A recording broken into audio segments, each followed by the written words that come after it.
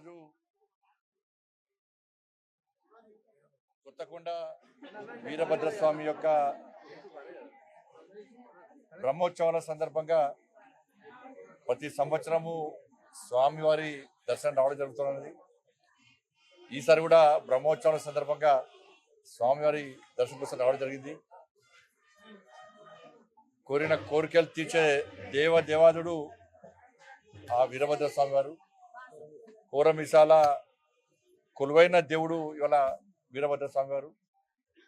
కాబట్టి ఏ కష్టాలున్నా ఏ ఇబ్బందులున్నా ఆ స్వామివారిని ఆ తల్లిని వేడుకుంటే కోరిన కోరికలు తీర్చాలనే విశ్వాసం నమ్మకం భక్తుల్లో పడుతుంది. వాస్తవం కూడా చాలా విషయాలు కూడా అవి నిరూపితమైనవి. దాంతోపాటు కూర మీసాల వాడు కాబట్టి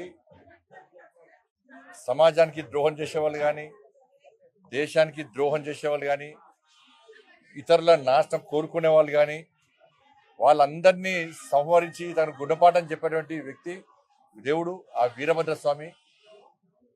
లేకుంటే వాళ్ళని కూడా మార్చి వాళ్ళకు మంచి ఆలోచన కల్పించినటువంటి దేవుడు ఆ వీరభద్ర స్వామి.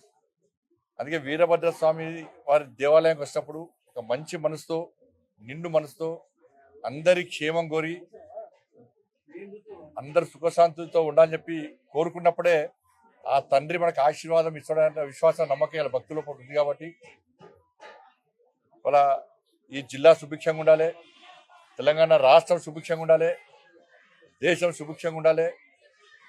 ఎలాంటి చెడు లేకుండా ఎలాంటి శత్రుత్వం లేకుండా స్వార్థాన్ని వీడి ఓరుకోరు కలిసిమెలిసి ఒక మంచి సమాజ నిర్మాణం కోసం తద్వారా ఒక శక్తివంతమైనటువంటి భారతదేశ నిర్మాణం కోసం ఏదైతే నరేంద్ర మోడీ గారు ఒక సంకల్పం తీసుకున్నాడో 2047 వికసిత్ భారత్ లక్ష్యంగా తల్లి భారత మాతను విశ్వగురు స్థానంలో ప్రతిష్ఠించాలని చెప్పి అగ్రరాజ్యాల్లో భారతదేశాన్ని చేర్చాలని చెప్పి ఒక దృఢ సంకల్పంతో కష్టపడి పనిచేస్తున్నాడు.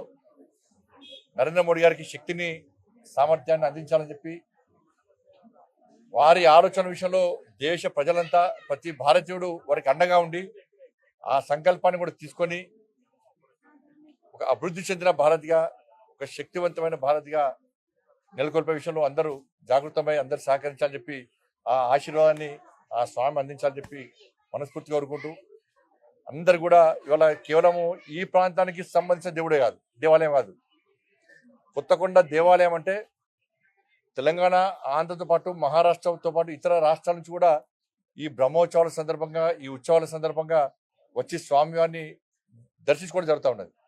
చాలా మంది ఎదురుస్తూ ఉంటారు, ఎప్పుడు బ్రహ్మోత్సవాలు వస్తాయి, ఎప్పుడు వార్షికోత్సవాలు వస్తాయి, ఎప్పుడు ఉత్సవాలు జరుగుతాయి, స్వామివారు ఆ సమయంలో కొలువై ఉంటాడు, ఇక్కడ స్వామివారిని దర్శించుకోవాలని ఒక సెంటిమెంట్ ప్రజల్లో పాటు ఉంది. కాబట్టి వేలాది మంది భక్తులు వచ్చి స్వామివారిని దర్శించుకునే ప్రయత్నం చేస్తున్నారు. కాబట్టి నేను కూడా పార్లమెంట్ సభ్యునిగా గతంలో కూడా సహకరించే ప్రయత్నం చేసినా, మొన్న కూడా చిన్న చిన్న సమస్యలు ఉంటే కూడా ఏర్పాట్ల విషయంలో నా వంతు సహకరించే ప్రయత్నం చేసినా, భవిష్యత్తులో కూడా లైటింగ్ కానీ బోరింగ్ కానీ సరే చిన్న చిన్న మనం బాధ్యత కాబట్టి మనం చేస్తాం. భవిష్యత్తులో కూడా ఇంకా దేవాలయాన్ని అభివృద్ధి చేయడానికి తప్పకుండా నా వంతు ప్రయత్నం చేస్తా. అందరికీ నమస్కారం. మరొక్కసారి అందరు కూడా ప్రజలందరూ కూడా మకర సంక్రాంతి, భోగి, కనుమ పండుగ శుభాకాంక్షలు. ప్రకృతితో ముడి ఉన్నటువంటి పండుగ సంక్రాంతి. ఇది పంటల పండుగనే కాదు, ఈ సనాతన ధర్మము మన సంస్కృతి సంప్రదాయాలతో ఇనుముడి సంబంధాలైనటువంటి పండుగ. కాబట్టి ముఖ్యంగా తెలుగు రాష్ట్రాల్లో ఈ పండుగను చాలా ఘనంగా జరుపుకుంటూ ఉంటాం. ఇవాళ ముగ్గుల పోటీలు కూడా నిర్వహిస్తూ ఉంటాం. ఇప్పుడు కొత్తగా ఈసారి సకినాల పోటీలు కూడా నిర్వహిస్తున్నారు. ఏంటంటే మన సంస్కృతిని వీడి పాశ్చాత్య సంస్కృతి అలవాటు పడుతున్న సందర్భంలో మన సంస్కృతిని గుర్తించాలన్న ఆలోచనతో పండుగను పండుగలాగానే జరుపుకోవాలి.